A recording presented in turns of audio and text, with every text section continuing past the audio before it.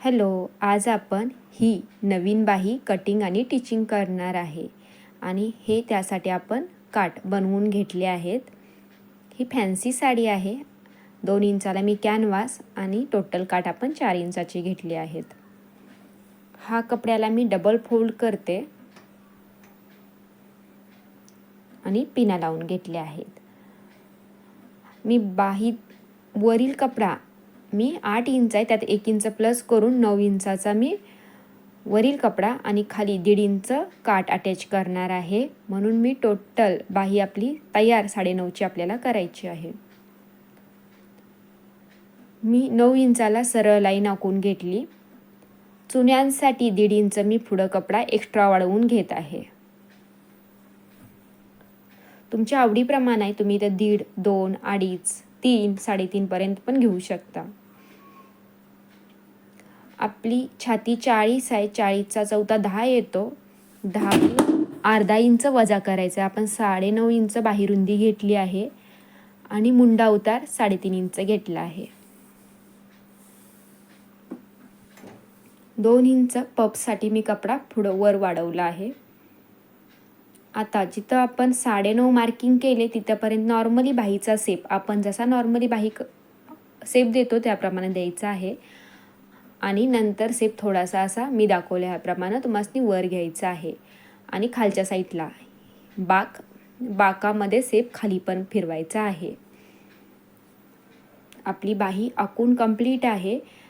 जशी आपण आखली त्याप्रमाणे हे बघा. आपण पुढील मुंडा सेप कट नाही करणार आहे म्हणून आपण पुढं जरा बाक दिला आहे. प्लस आपण 1.5 इंच कपडा पुढं पण सोडला आहे, त्यामुळे चुन्यामध्ये तो कपडा चालून जाईल.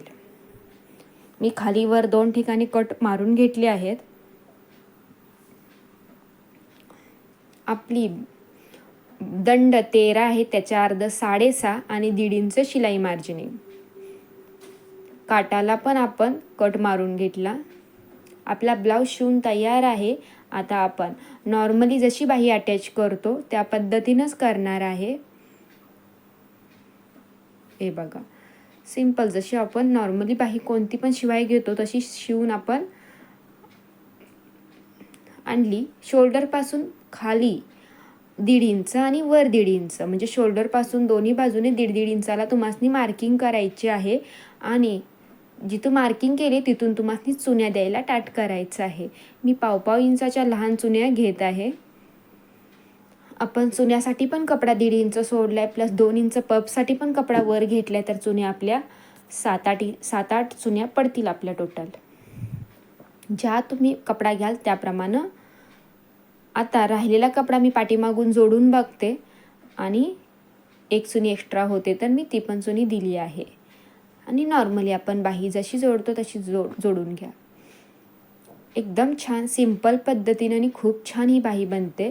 आता मी पूर्ण ब्लाऊज बाही उलटी केली आहे आणि काठ सरळ ठेवले आहेत आणि बाही त्याच्यावर ठेवून शिलाई मारून घेतली. जसं मी दाखवले त्या पद्धतीनं करा.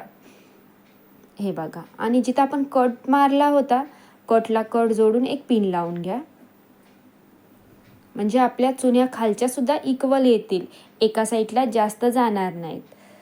तर हे बघा, एका साईडला चुन्या तुमच्या तयार झाल्या देऊन पिन काढा आणि दुसऱ्या बाजूला पण आता चुन्या देऊन घ्या.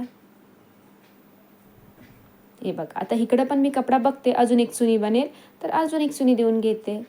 एकदम सोपी पद्धत आहे, नक्की शिवून बघा. आवडला तर मला कमेंट करा. आपली काठ अटॅच झालेत. आता बाही आपल्याला सरळ करायची आहे आणि सुरुवातीला आपल्याला दाब शिलाई द्यायची. दाब शिलाई देणं कंपल्सरी नाही, पण दिल्यामुळं ब्लाऊजचं फिनिशिंग खूप सुंदर दिसतं. ब्लाऊज फिनिशिंगला सुंदर दिसतो.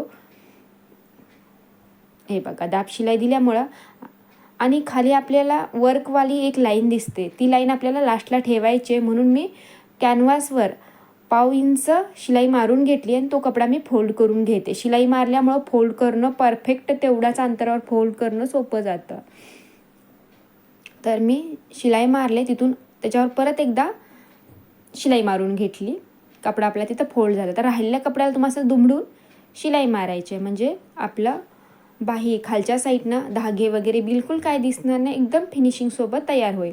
अस्तर न टाकता पण आपली बाही फिनिशिंगसोबत तयार झाले. तुम्हाला हवं तर तुम्ही इथं अस्तर लावू शकता आणि जे तुम्ही दुमड मारलाय तिथं तुम्ही दुमड न मारता डायरेक्ट अस्तर लावू शकता. आपली बाही शिवून तयार आहे. आता मी फिटिंग पण करून घेते ह्या बाईला.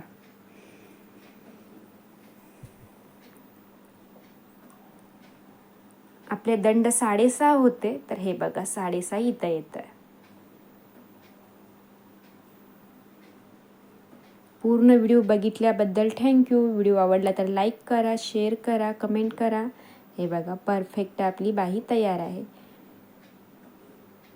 थँक्यू.